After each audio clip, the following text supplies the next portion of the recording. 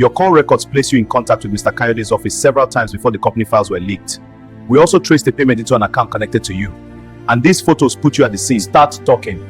Look at the footage, Derick. That's you breaking in. No, that's not me. I wasn't there. Your phone was there.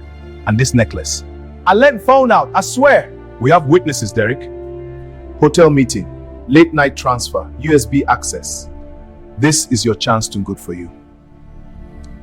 If I talk, will it change anything? It won't erase what you did, but it can show us whether there is any truth left in you. I took the files, but I didn't act alone. The banks are nervous. 2 clients have suspended further transactions. The seized containers are now a public issue. How bad? Bad enough for your enemies to smell blood. This is no longer just betrayal.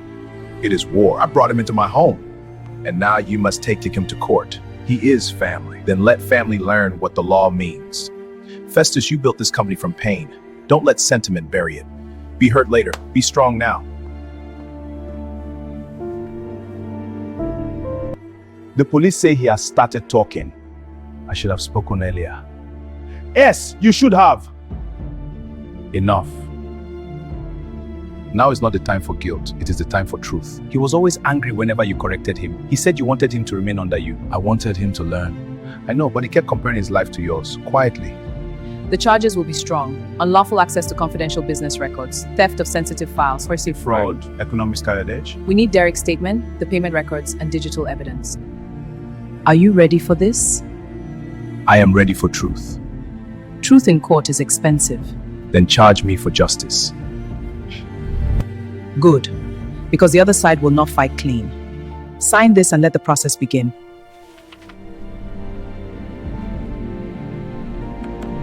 First time, you still dey look like person who never believe say life fit slap am. I made one mistake. One mistake too many. No, you made many mistakes. You just got caught by one. Who did you betray? Someone that helped me. Then prison don't start teaching you already.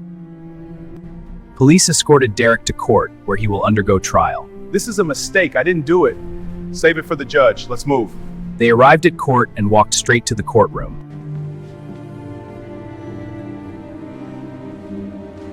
All rise. Be seated. This court will hear the matter of unlawful access to confidential corporate materials, conspiracy, fraud, and economic sabotage. The first defendant, Derick Osaze. Barrister Adaze rises. This case is not merely about stolen documents.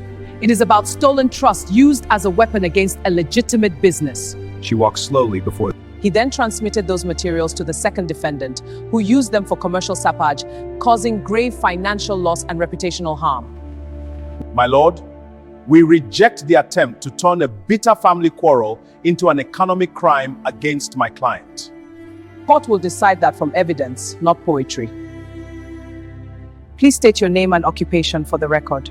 My name is Festus Egosa. I am the managing director of Festus Luxury Cars Limited. Did you employ the first defendant? Yes, we lost a major contract. Then 14 containers were seized after confidential data and business structures became exposed. How did that affect the company? Clients lost confidence, staff panicked, banks became cautious, everything we built became unstable. How did it affect you personally? It felt like being betrayed in public by somebody I tried to rescue in private. Mr. Festus, is it true that the first defendant is your cousin? Yes. And that he lived in your home? Yes. So what we have here is a personal betrayal that later affected business? What we have here is a crime committed by family. Did you personally witness my client receive any file? No. So your accusation is based on assumption? It is based on evidence. That is why we are here. Did you observe any change in the first defendant before the incident? Yes. Explain. He seemed more agitated and withdrawn in the days leading up to it. Became angry often. He felt insulted by starting small. He complained that Festus was controlling him. Did you ever see him around company offices at unusual times? Yes. Did you report it? No. Why not? Because I was weak. I told myself it was not my place. I told myself maybe nothing was wrong. But silence also helped this crime grow. Derick is called to the witness box. Did you access confidential company files without authorization? Yes. Did you transfer those materials to outside parties? Yes. Did you receive money in return? Yes. Why? Because I was angry. Angry at what? At starting for Bomb.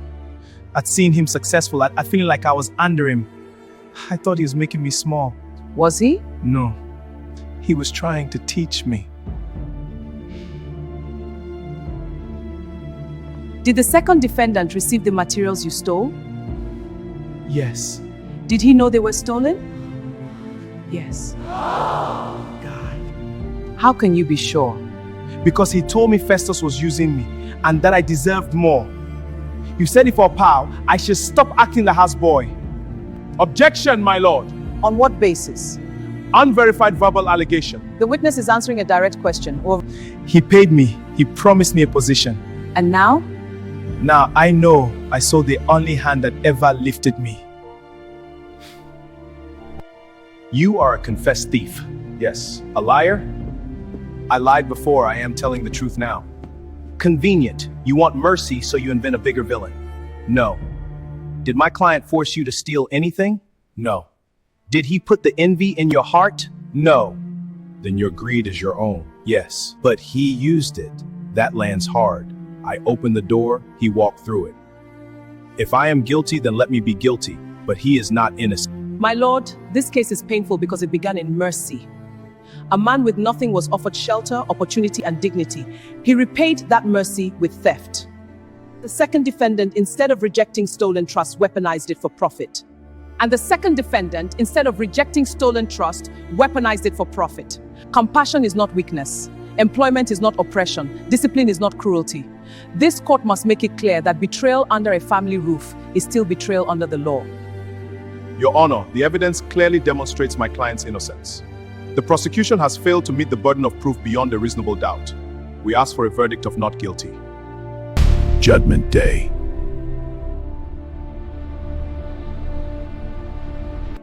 This court has carefully considered the evidence before it. The first defendant, Derick, admitted to unlawfully accessing confidential company materials and transmitting them for gain. The evidence further supports that the second defendant, Kayode, knowingly received and used those materials for commercial advantage. This was not carelessness, it was conspiracy. In sentencing the first defendant, this court considers his confession and cooperation.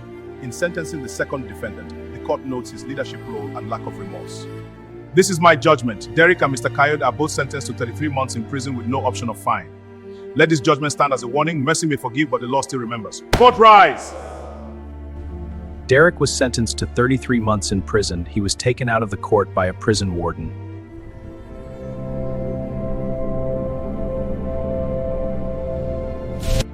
I didn't think you would come. I didn't come to remove consequences. I know. Every day in here I remember your house, the food, the room, the chance. Do you still believe I can change worse? Then bang. But not by escaping what you did. By surviving it honestly. Tell Raymond I'm sorry. Tell him yourself when the time comes. Festus, thank you for not giving up. I gave up on your excuses, not your soul.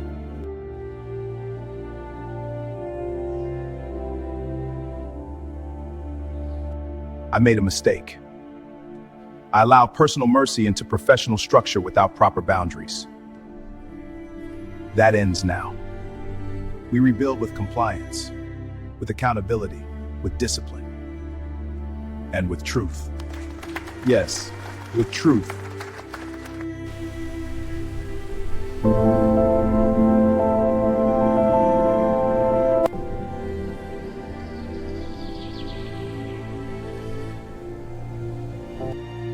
I still feel ashamed. Good. Good? Shame is useful if it becomes discipline. I won't fail you again. Don't promise, prove it. Mercy can lift a man, but only truth can keep him standing.